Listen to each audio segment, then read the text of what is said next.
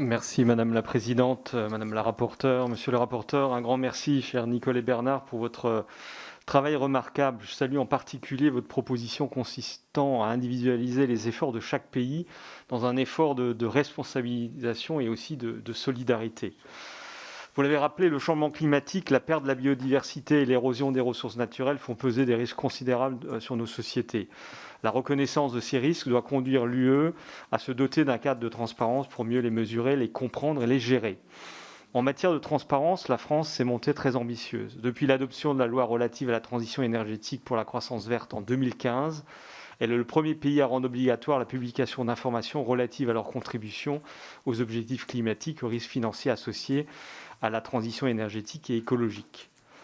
Cette loi a inspiré les travaux de la Task Force on Climate-Related Financial Disclosure, dont l'objectif est de renforcer les exigences de transparence et une meilleure prise en compte des critères dits ESG, environnemental, social et de bonne gouvernance, par les entreprises et investisseurs. Ces recommandations, basées sur le modèle français, ont ensuite été reprises par la Commission européenne dans son plan d'action sur le financement de la croissance durable.